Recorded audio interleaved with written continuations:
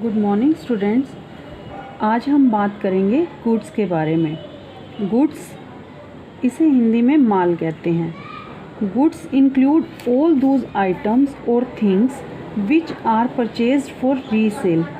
माल हम उसे कहते हैं जो कि वे वस्तुएं जो दोबारा बेचने के लिए खरीदी गई हैं। For example, a furniture dealer purchase of chairs and table is known as goods. अगर एक फर्नीचर डीलर चेयर्स टेबल खरीदता है तो ये उसके लिए माल है।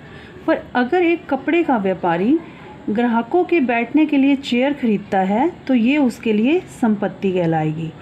तो हम ये कह सकते हैं कि कोई भी व्यापारी जिस वस्तु में वो डील करता है, व्यापार करता है, अगर वो वह वस्तु खरीदता है तो यह उसके लिए माल है। इसी की टर्म होगी परचेज एंड सेल। अब हम देखते हैं कि परचेज क्या होगा। परचेज यानी क्रय। क्रय, परचेज ऑफ गुड्स, माल का खरीदना। परचेज ऑफ गुड्स, माल का खरीदना।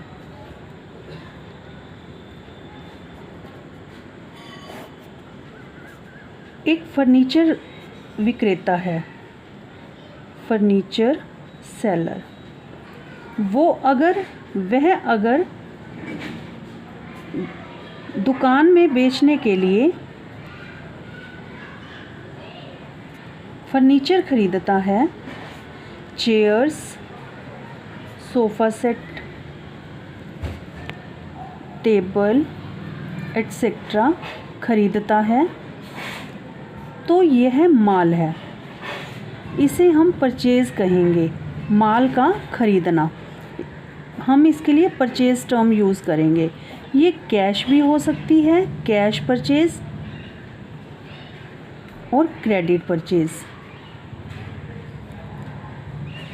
अगर माल नकद खरीदा जाता है तो ये कैश परचेज़ कहलाएगी। अगर माल उधार खरीदा जाता है तो ये क्रेडिट परचेज़ कहलाएगी। तो दोनों ही टर्म इसके लिए यूज़ होंगी। टोटल परचेज़ के लिए हम इन दोनों का ऐड कर लेंगे। अब यही फर्नीचर सेलर यदि ग्राहकों के बैठने के लिए, कस्टमर के बैठने के लिए सोफ़ा सेट खरीदता है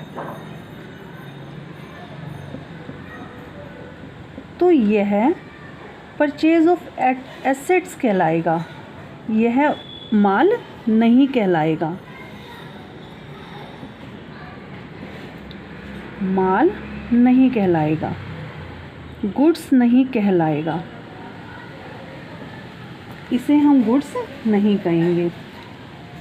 परचेज रिटर्न,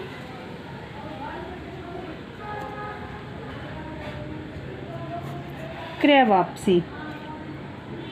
जब खरीदा हुआ माल सप्लायर्स को वापस किया जाता है, खरीदा हुआ माल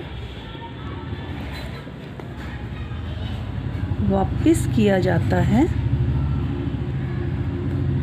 तो इसे परचेज रिटर्न कहते हैं।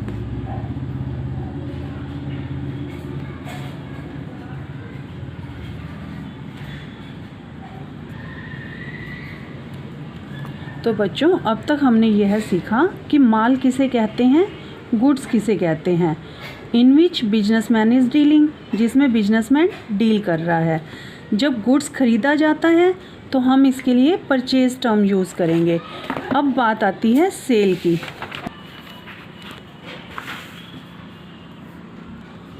सेल्स, विक्रय। Sales means transfer of ownership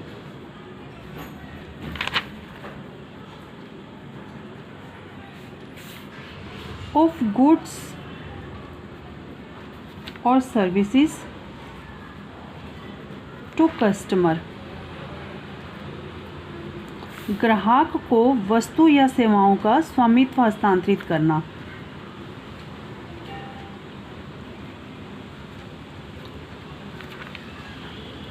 पैसे के बदले में।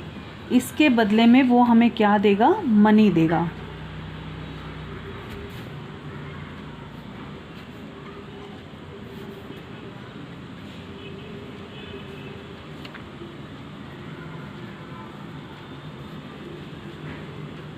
इसे हम सेल कहेंगे।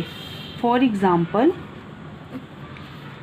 यदि वह फर्नीचर विक्रेता ग्राहकों को सोफ़ा सेट बेचता है तो इसे हम सेल कहेंगे। इसके लिए हम सेल टर्म यूज़ करेंगे। परंतु यदि वह ग्राहकों के बैठने वाला सोफ़ा बेचता है तो इसे सेल टर्म यूज़ नहीं करेंगे, बल्कि इसे हम सेल ऑफ एसेट्स कहेंगे।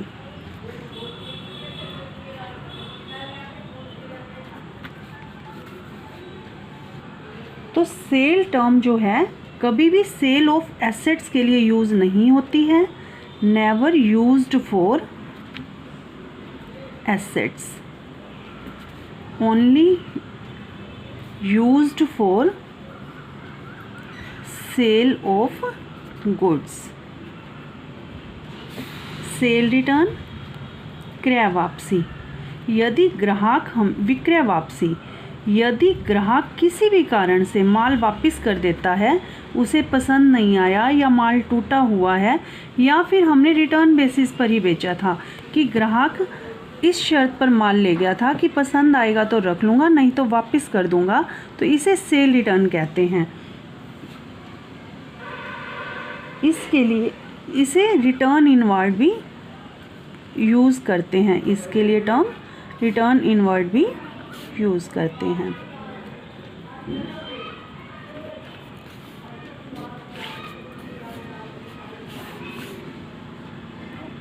ओके, थैंक यू बच्चों।